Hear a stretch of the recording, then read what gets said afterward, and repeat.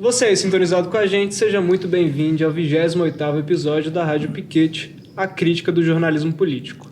Hoje, como sempre, estou acompanhado por eles que são jornalistas e pesquisadores. À minha esquerda, Hércio Sena. Olá, Rafa. Olá, Zé. Olá, ouvintes. Olá, espectadores. E à esquerda do Hércio, dando a volta aqui na nossa mesa redonda, José Milton Santos. A todo mundo que nos acompanha e aos companheiros desse podcast, as minhas saudações. Bom, no primeiro bloco vamos analisar como a imprensa vem repercutindo esse marco dos 10 anos de junho de 2013. Quais são os balanços que ainda circulam na imprensa e como ela ainda vê os impactos desse episódio hoje, na atualidade. Já no segundo bloco, vamos relembrar a cobertura midiática da tentativa do golpe de 8 de janeiro, como também como que essa tentativa vai se desdobrar, né, na formação da Comissão Parlamentar Mista de Inquérito, que vai ser o foco, né, da nossa análise de mídia por hoje.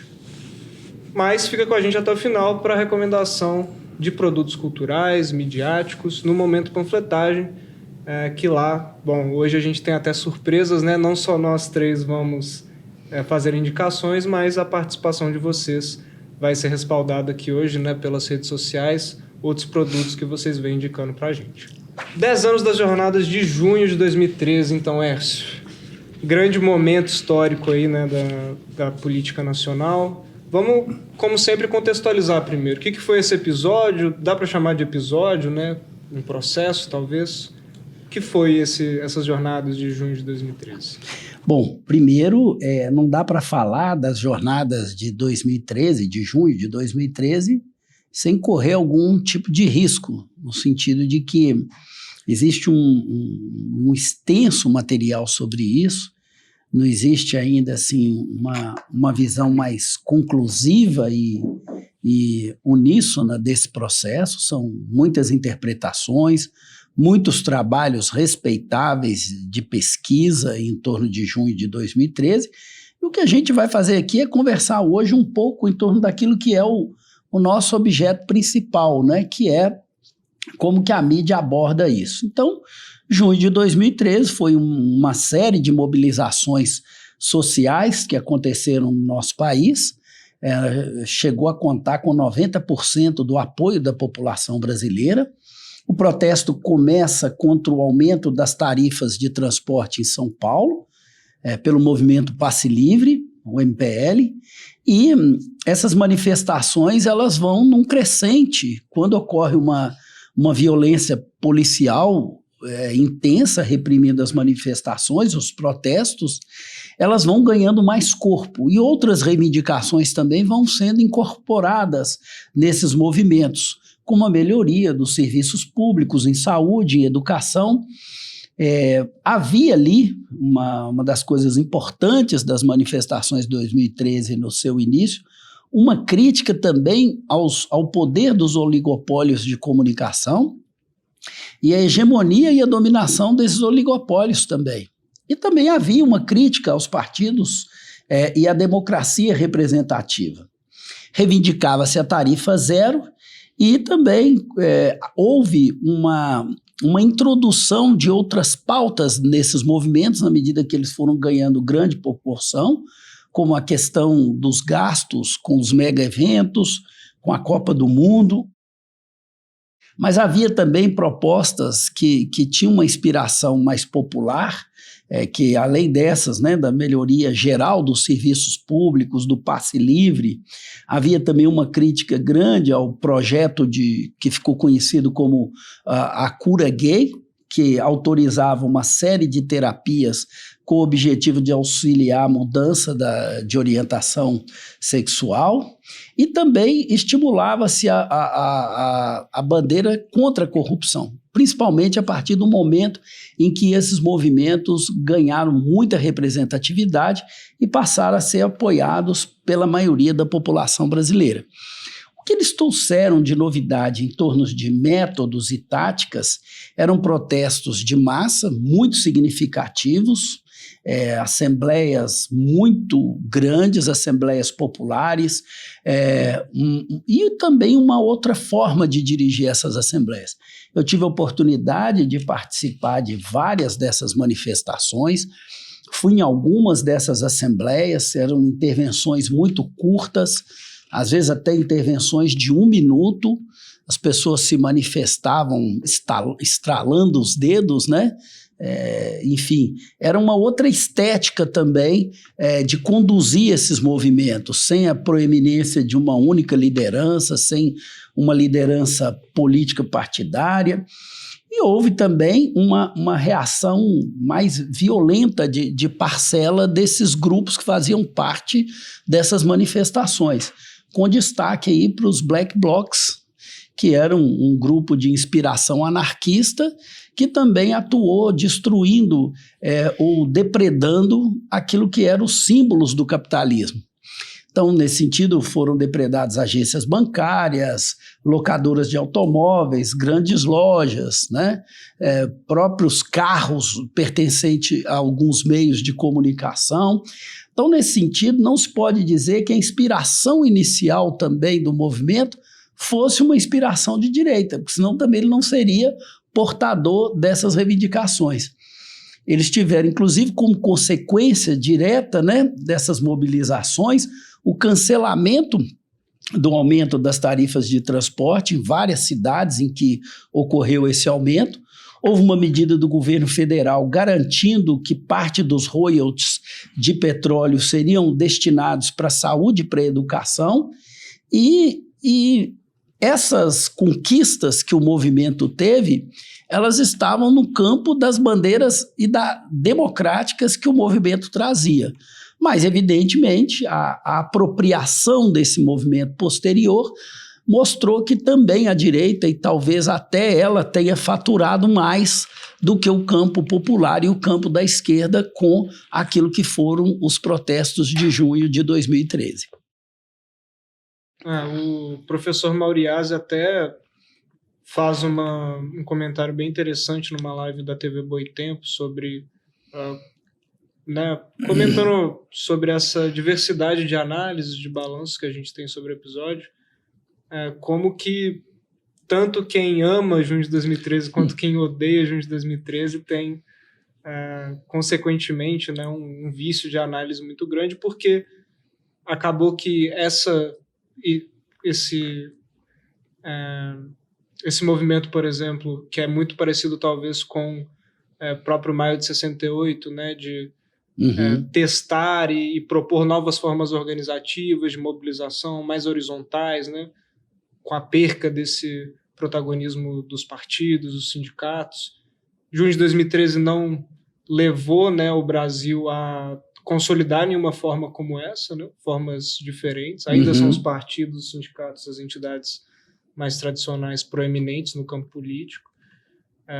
E nem quem odeia Junho de 2013 também consegue analisá-lo muito bem, porque acaba que o próprio desgaste ali, né, do governo Dilma, da social-democracia como um todo ali, não vai se desgastar necessariamente naquele momento, né? A gente ainda tem uma reeleição da própria presidenta Dilma, né, até o golpe de 2016. Então é entendível, né, na verdade, que seja um episódio tão complexo de se analisar, né? Mas tem uma coisa, Rafa, que é importante a gente ressaltar aqui. A Dilma vinha, no início de 2013, com uma aprovação recorde, maior inclusive do que a do Lula. 72%. Quando estava, 72%. Então, assim, ela era, inclusive eu achava depreciativa a forma que a mídia elogiava ela, mas assim, ao mesmo tempo, não pela questão do trabalho, né, mas ela era colocada como alguém que estava fazendo uma faxina contra a corrupção no Brasil, né, fazendo uma espécie de governo moralizante. E essa chave de interpretação dos governos sempre me preocupou muito, porque essa ideia de dizer que os governos que são contra a corrupção acima de tudo, o governo é representante de classes sociais. Existem grupos que querem ter uma maior participação no orçamento, existe uma discussão em torno da distribuição da riqueza. Agora, essa discussão essencialmente da corrupção, ela sempre foi um pretexto para esses grupos mais à direita acionarem suas políticas, escolherem seus adversários, produzirem falsos inimigos. Esse discurso foi feito contra Getúlio Vargas, esse discurso foi feito contra João Goulart, enfim, e ele também volta, né, na medida contra, recentemente, os governos do PT. Então, nesse sentido, mesmo a Dilma tendo ganhado a eleição de 2014, para quem tinha uma aprovação de mais de 70% no início de 2013, ela chegou no limite de quase perder a eleição para o Aécio Neves, ganhando ali num percentual muito pequeno também de eleição, né? O Brasil praticamente saiu dividido, né? A Dilma parece que teve 51 e pouco contra 48,5 do Aécio. Foi uma coisa bem pequena, uma margem bem pequena. Era até antes da eleição de 2022, do Lula e do Bolsonaro, a menor diferença que havia nas eleições presidenciais. Então, houve sim uma perda do capital político da esquerda, mesmo no ano seguinte, em 2014. E essa perda foi se acentuando, né, com a queda depois, com o golpe em cima da Dilma e depois com a eleição de Bolsonaro em 2018. Então, acho que esse é um aspecto importante. O que me chama a atenção é que essas manifestações, eu não vou detalhar muito aqui por uma questão de tempo, mas elas começam com apoio, com a crítica feroz, muitas vezes até, de certa forma, raivosa dessa imprensa comercial, que vai se referir às manifestações como manifestações de uma ideologia pseudo-revolucionária, uma irritaçãozinha contra o preço da passagem, dizendo que era um protesto que era mais parecido com um ato de vandalismo. Enfim, a mídia, de uma certa forma, tanto a Folha quanto o Globo, o Estado de São Paulo, eles trabalharam de modo muito reativo contra as manifestações. E, num determinado momento, houve uma inflexão política dessa cobertura, no sentido de mudar a orientação da crítica às manifestações para o apoio às manifestações. Evidentemente, isso não foi feito de graça. Eles embutiram bandeiras ali que interessavam a eles. E, principalmente, a bandeira do discurso contra a corrupção, e apontando principalmente para as obras que foram construídas para que aqui houvesse a Copa do Mundo de 2014, associava essa ideia de corrupção ao governo da Dilma e aos governos do PT. E, obviamente, essa ideia foi muito explorada na cobertura dos meios de comunicação. Então, eles não foram apenas meios isentos dessa cobertura, eles foram atores das jornadas de junho, no sentido de que também eles participaram ativamente na construção da narrativa de 2013. Isso pensando o que foi essa cobertura em 2013, né? E hoje também há, digamos assim, consequências dessa cobertura também no trabalho que eles vão fazer hoje. Eu não sei se o Zé tem uma percepção parecida com isso, né, Zé? Que eu acabei de falar. Não, tenho sim. Na verdade, foi muito nítida a mudança de uma semana para outra do enfoque da cobertura da mídia, de uma crítica feroz a um apoio, mais do que um apoio, um incentivo para que as pessoas, para que a juventude participasse das manifestações, né? Então, com relação, por exemplo, que você fez referências do Black Bloc, é outra questão controversa. Seriam realmente de cunho anarquista? Ou seria já um processo de infiltração da direita miliciana? É possível. Então, até hoje, não há uma conclusão a esse respeito, né? De qualquer forma, o que nós podemos perceber é que aquelas manifestações foram o embrião do golpe de 1916. Porque as manifestações de rua foram tomando cada vez mais um caráter de ultradireita, um caráter fascista, de tal forma em que isso teve um peso muito grande na opinião pública. A Dilma, que tinha um alto índice de aprovação, já no final tinha o mais baixo índice de aprovação dos governos populares. Sobre a cobertura da mídia, até descarada a forma como eles não conseguem esconder essa virada de inclinação. Enquanto as jornadas de junho, né, que ainda não haviam explodido e ganhado esse tamanho de insurreição popular, miravam, né, a crítica, por exemplo, ao Alckmin em São Paulo ou ao Cabral, né, do PMDB no Rio de Janeiro, a imprensa comercial criticava e tentava minar, né, a potência que poderia ter essas jornadas de junho. A partir do momento que né, e aí falando de forma abstrata, né, mas a direita consegue a direção dessa insurreição, aí sim os jornais começam a se aproveitar e colocar lenha na fogueira, né, de incentivar, né, tanto bandeiras quanto a participação de forma mais geral, né? Então a mudança de cobertura é bem nítida, né, e nem um pouco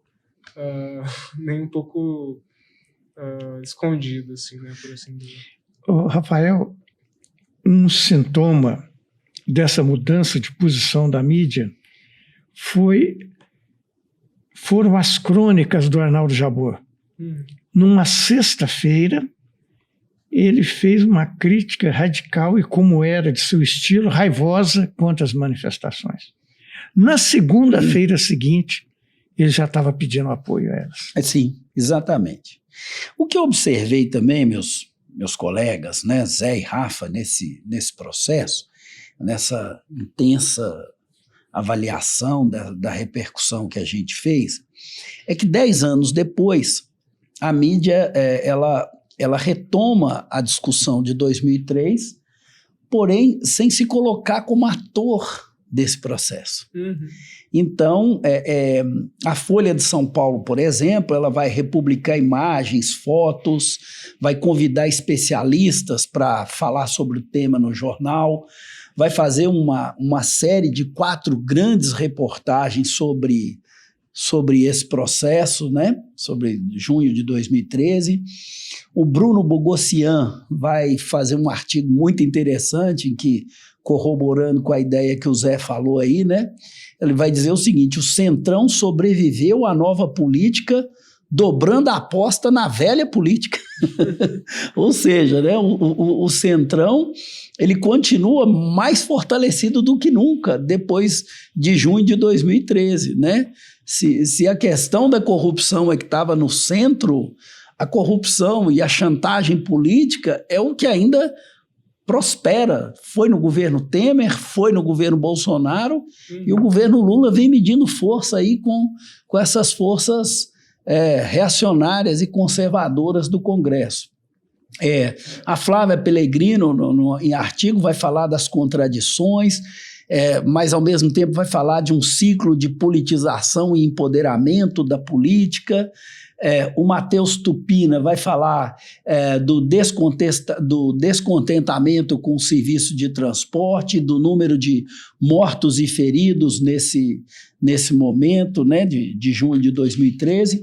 E o Joelmir Tavares, inclusive ex-aluno nosso aqui da PUC, vai trazer o depoimento da socióloga Maria da Glória Gon, e já até indicando o livro dela aqui, antecipando o momento de panfletagem, Rafa, você me desculpe, ele vai falar do livro Participação e Democracia no Brasil, da década de 70 aos impactos pós-junho de 2013, uma publicação da editora Vozes. E o que essa autora vai dizer para nós? Ela vai dizer o seguinte: houve um avanço inegável dos grupos de direitas e conservadores. Eles perderam a vergonha de ser de direita. Uma coisa que até antes de 2013 você não via no Brasil. A pessoa se dizer de direita, convicta, feliz e inclusive publicamente. E o que ela vai dizer? A esquerda enfrentou 2013 com uma certa hesitação e uma certa desarticulação. Um pouco sem saber o que fazer com aquele movimento, que poderia ter um encaminhamento positivo, poderia fazer a democracia avançar. É curioso, Zé, que a própria Dilma, ela entende e diz que a democracia representativa no Brasil era limitada e que precisava de avançar a participação popular na política brasileira. E uma das medidas primeiras que ela toma é mandar um projeto de reforma política para o Congresso Nacional, inclusive ampliando essa participação popular na política. Obviamente, o próprio Congresso Nacional já era conservador, só piorou de lá para cá, mas já era um Congresso conservador e até reacionário. Esse Congresso boicotou essa proposta de reforma política, até mesmo com a ajuda de setores do PT e da representação democrática que havia no Congresso. Então, nesse sentido, a própria presidente Dilma ficou isolada na forma que ela tentou enfrentar ali os protestos de 2013. Esse registro eu acho que a gente tem que fazer. Então eu acho que foi isso. A esquerda não teve também uma unidade de ação. E a direita entendeu que o foco era jogar tudo na conta dos governos petistas, no governo da Dilma, no governo da esquerda, e responsabilizá-la pela gestão da velha política, do status quo, daquilo que as manifestações queriam transformar. E na medida em que esse discurso foi entendido dessa forma também, muita gente vai dizer que o Bolsonaro é quem emerge como o signo dessa nova política, embora seja o que há de mais velho na política brasileira, né? Inclusive no discurso anticomunista que ele tanto explorou, enfim, nessa linha conservadora. O Globo também faz uma abordagem dos 10 anos de 2013, em que ele faz uma pesquisa interessante, né? Tem várias coisas também. Tanto o Globo quanto Estadão e Folha vão fazer uma edição especial dos 10 anos de 2013, trazendo vozes de especialistas, de personagens que apareceram nessas manifestações. Quem tem orgulho de 2013, a direita e a esquerda, né? Os personagens mais à esquerda são mais identificados com o PSOL, né? Inclusive os mais à direita são identificados com o lajavatismo e com o bolsonarismo. Mas o que me chamou a atenção, inclusive, foi a pesquisa que o IPEC fez para a Rede Globo, em que ele vai dizer o seguinte: olha, apoiou e tem orgulho de 2013, 16% da população.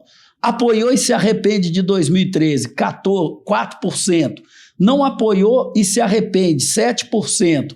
Não apoiou e não se arrepende, a maioria, 41%. Não se lembra, 24%. Não sabe, não respondeu, 8%. Ou seja, maior taxa de orgulho está entre os eleitores da direita.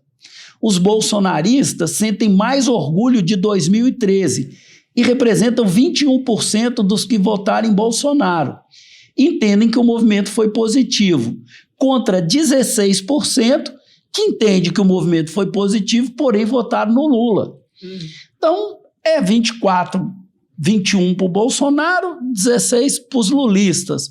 Mas nós temos um placar que é próximo também, de quem ainda reivindica uma memória positiva de 2013, tanto à extrema-direita quanto no campo à esquerda e no campo democrático. Continuando nesse campo dessas reverberações até comunicacionais, eu acho que um dos sintomas de junho de 2013, claro, o maior deles com certeza é a ascensão da extrema-direita.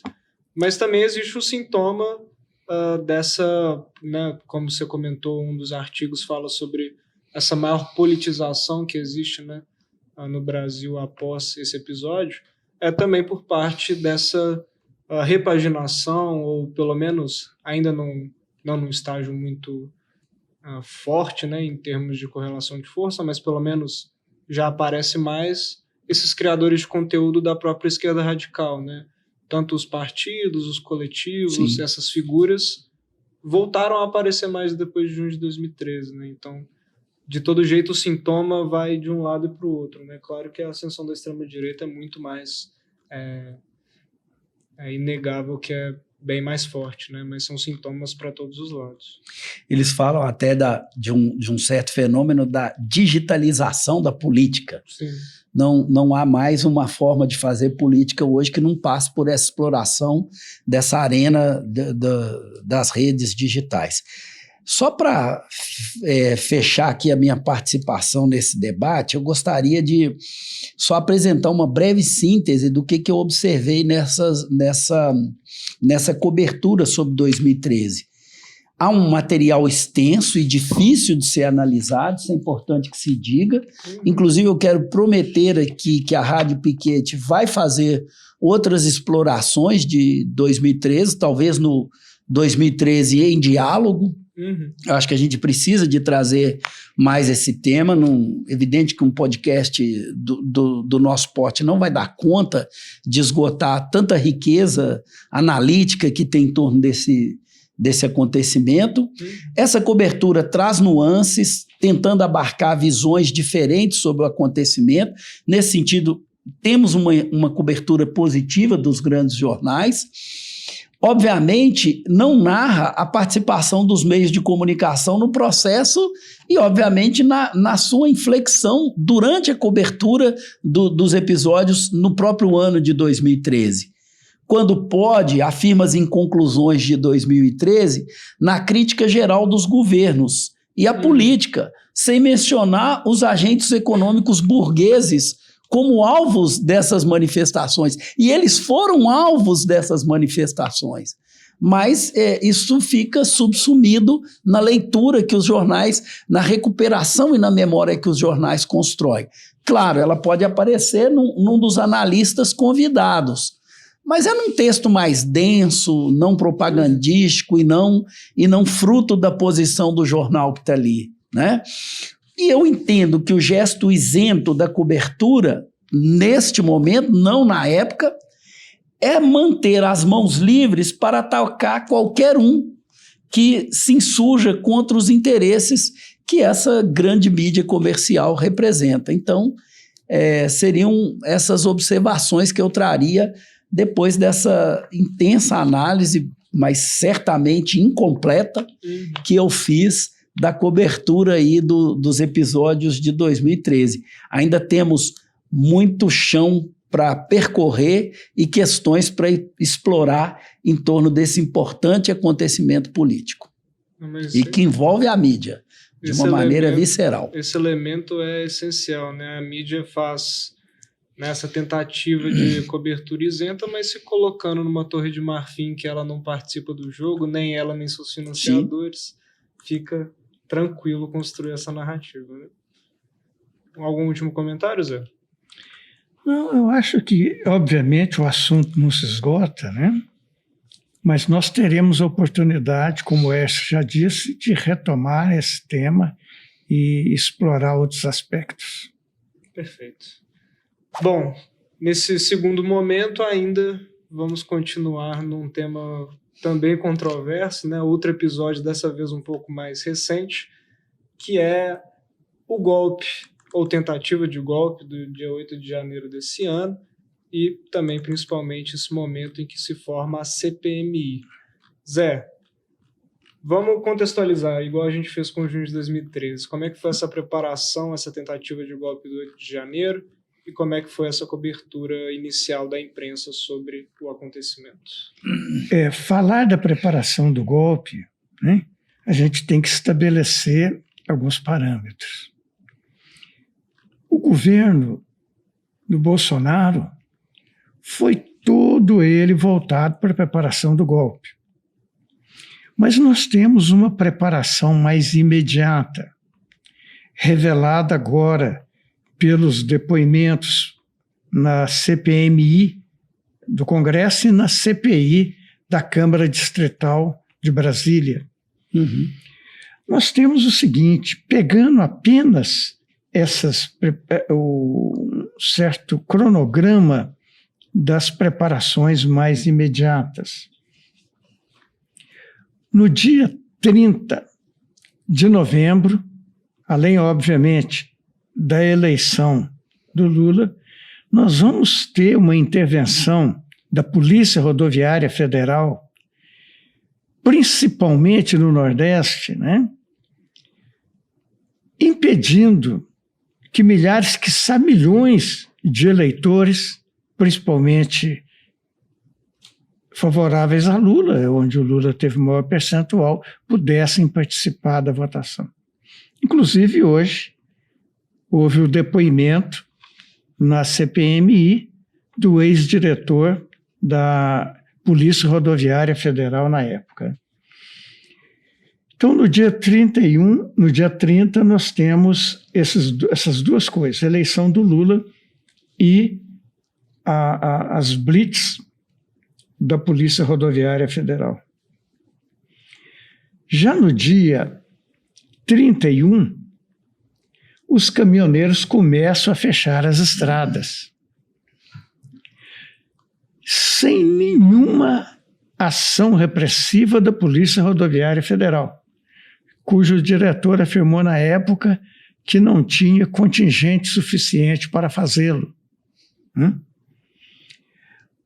No dia 1º, nós vamos ter o início dos acampamentos junto aos quartéis do Exército. Aí nós vamos ter, no dia 1º, mas principalmente intensificado a partir do dia 2, o bloqueio dos caminhoneiros duram até o dia 5, praticamente. Nós vamos ter no dia 12 de dezembro uma tentativa de invasão da Polícia Federal, da sede da Polícia Federal. Uhum. Não consumada, mas houve uma tentativa. E, simultaneamente, ou seja, um acontecimento paralelo, mas interligado, houve a tentativa de explosão, né, do aeroporto com querosene de avião, caminhão com querosene de avião. No dia 24, ou seja, 12 dias depois, George Washington, que não é o ex-presidente americano, vai com bombas, com caminhão com bombas, para explodir o aeroporto de Brasília. Só não aconteceu porque um caminhoneiro percebeu a tentativa e denunciou a polícia, então essa ação foi frustrada. Então nós vamos vendo que há uma preparação e uma intensificação no início de janeiro deste ano nos acampamentos, sem nenhuma ação repressiva por parte do Exército. Não só foram aceitos, como protegidos. Então, nós vamos ver o seguinte, isso vai desembocar, evidentemente, na invasão da Praça dos Três Poderes, onde o Palácio do Planalto, onde a sede do Legislativo e do Tribunal Federal Eleitoral, do Supremo Tribunal Federal, vão ser invadidos e depredados. Isso vai resultar, logo no início ainda de janeiro, na constituição de uma CPI na Câmara Distrital de Brasília, que, por sinal, já está no seu final. Devem ter mais uns 3 depoimentos e vai se encerrar. Ô Zé, vamos só aproveitar esse momento, talvez aí para o nosso telespectador, ouvinte, entender essa diferença de CPI e de CPMI. Você pode sim, dar uma breve explicação para a gente? A gente pode dizer o seguinte: a CPMI é uma CPI que é uma forma do Poder Legislativo exercer a sua função fiscalizadora. Mas é CPI quando é apenas de uma das casas legislativas, que é o caso da Câmara Distrital de Brasília. E no caso da CPMI, é uma comissão parlamentar mista. Então, ela é integrada por participantes tanto da Câmara quanto do Senado, que é esta que foi constituída foi instalada no dia 25 de maio e começou efetivamente a funcionar no dia 5 de junho. Essa é basicamente a diferença. Enquanto a CPI está concluindo o seu trabalho, a CPMI está em pleno andamento e não deve terminar antes de agosto.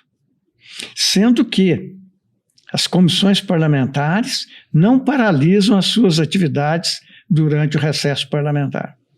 A CPI que já terminou suas atividades, qual foi a síntese da investigação desse trabalho? Na realidade, não chegou a terminar, está encerrando. Não, está encerrando, não terminou ainda não, ainda falta alguns depoimentos. A CPI, ela se restringe ao âmbito de Brasília. Certo. A CPMI, ela é muito mais ampla. Ela tenta investigar as causas e aqueles responsáveis diretos e indiretos pela tentativa de golpe. Então, a CPI, que é comandada por um deputado distrital, Chico Vigilante, do PT, segundo uma própria avaliação dele, ela cumpriu os seus objetivos. Agora, a CPMI, que tem a maioria governista, né? A oposição lá tem uma minoria, está desenvolvendo seus trabalhos. Vem conseguindo desenvolver os seus trabalhos, apesar das tentativas de boicote da minoria oposicionista, principalmente de alguns parlamentares, que inclusive participaram da tentativa de golpe. E, estranhamente, estão investigando isso. A gente tem, por exemplo, aquele senador... O Marcos Duval. Exatamente. O Marcos Duval, o Magno Malta e o Contarato. Né? Exatamente. Seguramente foi o Duval. Foi o Duval. Marcos Duval. Ele teve tanto a sua residência em Brasília quanto a sua residência no Espírito Santo, né? Teve mandado de busca e apreensão da Polícia Federal, e ele hoje estava reclamando que, por causa disso, a sua esposa pediu o divórcio. Mas aí, Rafael, você perguntou sobre a cobertura da mídia. E nessa pesquisa por amostragem, e eu me fixei principalmente na grande mídia comercial, a cobertura tem sido factual, isenta, e mesmo os comentários têm sido bastante favoráveis às duas comissões de inquérito. Como também, aproveitei e fiz uma pesquisa retroativa sobre a cobertura da mídia da tentativa de golpe. Não houve apoio. A crítica da grande mídia foi também quase unânime. Eu não diria unânime porque eu não tive condições de pesquisar tudo. E com certeza você não viu as produções lá da Jovem Clã. Não vi. Porque com certeza você deveria achar alguma coisa apoiando o golpe ali, né? Eu acho que também a análise midiática, né, da cobertura da imprensa se faz mais interessante e até enriquecedora com esses veículos que se pretendem, por exemplo, a ser imparciais, né, dessa imprensa tradicional, porque a Jovem Clã acho que seria também, né, muito previsível o tipo de crítica e de análise que a gente teria, né, mediaticamente, né? Já é esperado boa parte dos posicionamentos bolsonaristas deles, né? Só uma parte aí, Rafa e Zé, o Reinaldo Azevedo, né, tem um título até da chamada da fala que ele faz, ele conecta os nossos dois assuntos aqui hoje do podcast num só. Para ele, junho de 2013 é a semente do 8 de janeiro. E aí ele vai fazer aí toda essa concatenação, né, com uma apreciação altamente negativa do que foram aquelas manifestações, mas e numa postura dissonante do que alguns grupos vão resgatá-la, mas dizendo, olha no que deu. Deu no Bolsonaro, deu nessa gente golpista, deu na tentativa de estabelecer um golpe militar no Brasil, enfim, vai aí concatenando esses dois assuntos e também mostrando como que cada vez menos essa CPI tem o respaldo, porque a imprensa, de uma maneira geral, está vendo como uma tentativa de uma imposição de uma narrativa, de uma construção absolutamente absurda, completamente desconectada com os fatos que você tão bem elencou aí, par e passo, né? Cada um desses momentos, desde a eleição, desde o dia do segundo turno, até desembocar ali no 8 de janeiro. Estranhamente, um desses veículos de direita, que é a revista Veja, publicou no dia 14 uma longa reportagem sobre as transcrições do celular do coronel Mauro Cid, sim, que foi ajudante de ordens do Bolsonaro. E lá se revela, evidentemente, com detalhe, o roteiro para o golpe, que previa a instalação do estado de sítio, a substituição de ministros do Tribunal Superior Eleitoral para manter uma aparência de legalidade. E uma GLO, que é a garantia da lei e da ordem, né, que é uma prevista na Constituição e que seria comandada pelo Exército.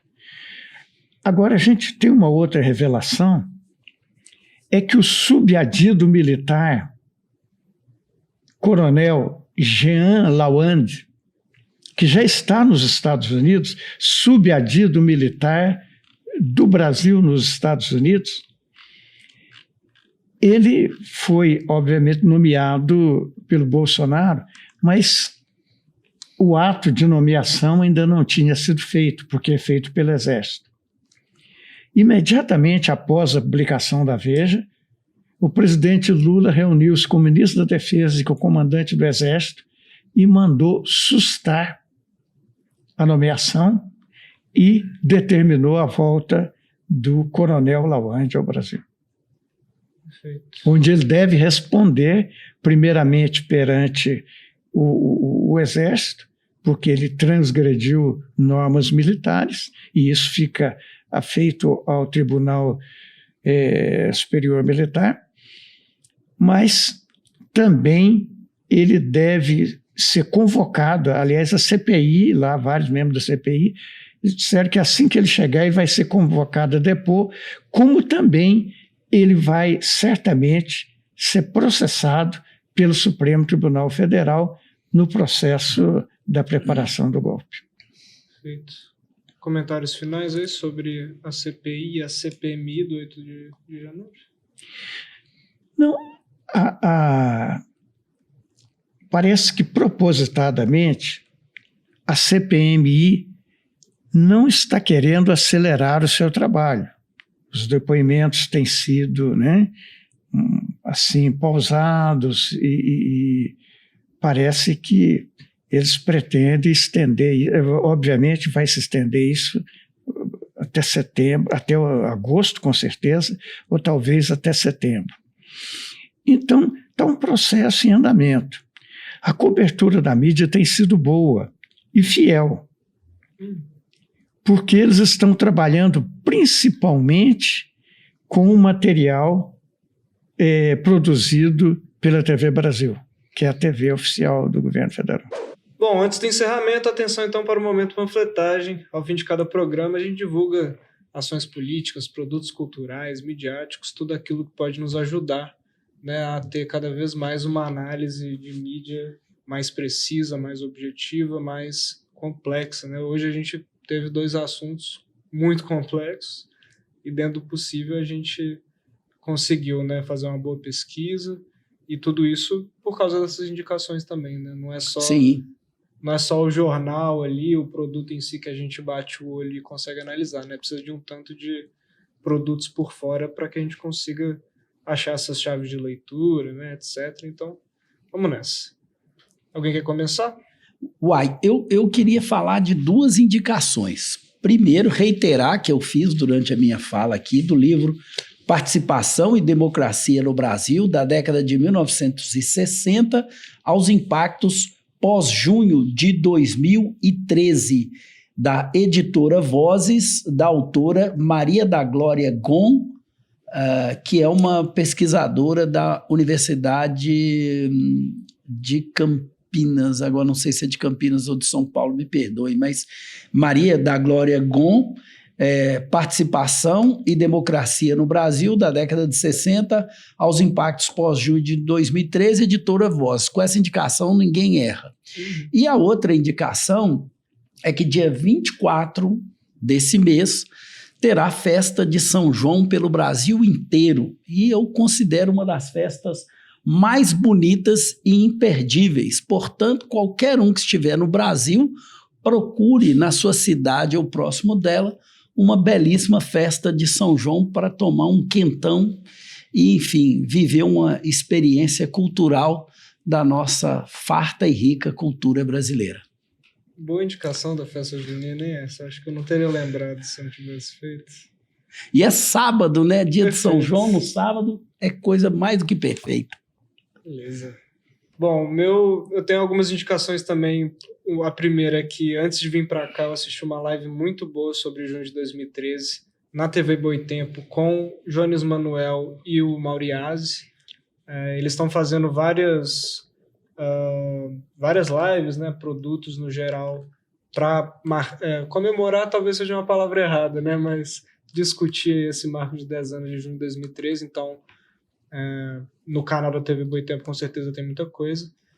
E nesse mesmo gancho, acho que esses vídeos eles estão servindo para divulgar outra indicação, que também é uma produção da Boitempo, né, da Boitempo Editorial, que é o livro Junho de 2013, A Rebelião Fantasma, que vai pegar um conjunto de artigos de autores diferentes, com visões diferentes, né, sobre o episódio de junho de 2013. Inclusive o prólogo é da própria ex-presidenta Dilma Rousseff. Né? Entre esses autores a gente tem a Camila Rocha, Jones Manuel, Lucas Monteiro, Maicon Neri, Matheus Mendes, Paula Nunes, Raquel Ronick, Roberto Andrés e Vladimir Safato. Muito bom. E bom, para terminar... Ô, Rafa, só um detalhezinho, porque se nosso ouvinte ou espectador estiver nos ouvindo depois do dia 24, as festas juninas costumam se prolongar pelo mês de julho. Portanto, no primeiro e no segundo finais de semana de julho, tem festa em quase toda a cidade do Brasil. Beleza. E bom, para a gente terminar a rodada de indicações, é a vez de vocês indicarem coisas para a gente, porque nessa última semana, nas nossas redes sociais, principalmente no Instagram, @Rádio Piquete, a gente tem perguntado, né, para as pessoas também deixarem suas contribuições para o momento panfletagem. Dessa vez, né, são indicações anônimas, porque a gente usou a caixinha do Instagram, mas na próxima eu peço também, quem quiser, coloque seu nome, né, indicando quem é a pessoa que está recomendando o produto. Bom, primeiro é o livro As Letras dos Beatles, a história por trás das canções. O segundo é a música Apocalipse dos Cigarettes After Sex. E também o livro Ana Karenina, de Lev Tolstói. E por fim tem uma série também, a série Valéria. Beleza? Então aí 4 indicações do nosso momento panfletagem. Na descrição do episódio aí nas redes sociais a gente vai estar repercutindo elas também, com uma sinopse, com uma explicaçãozinha. Então, continuem mandando indicações para a gente. Bom, vamos finalizar o episódio 28 de hoje. Muito obrigado aos meus companheiros de programa. Hércio, quiser dar seu... Obrigado, Rafa. Obrigado, Zé. Foi um prazer estar aqui com vocês dois e obrigado você, ouvinte, espectador, que nos acompanhou até agora. Aos companheiros de podcast e aos nossos caros ouvintes, as minhas despedidas e expectativa para o próximo. Isso, siga as redes sociais da Rádio Piquete, principalmente aí o Spotify, o YouTube, as plataformas em que você pode estar acompanhando o programa. A equipe de pré-produção é composta por Hércio Sena, José Milton Santos e Rafael Mafra. A equipe de comunicação é composta por André Fonseca, Camila Dutra, Davi Meirelles Souza, Maria Eduarda Abranches, Nathalie Fernanda Candeia, Sara Lima, Rafael Marinho, Victor Enzo Rodrigues e Maria Luísa Guidugli. E a produção é do Laboratório de Áudio e Laboratório de Audiovisual da Faculdade de Comunicação e Artes da PUC Minas.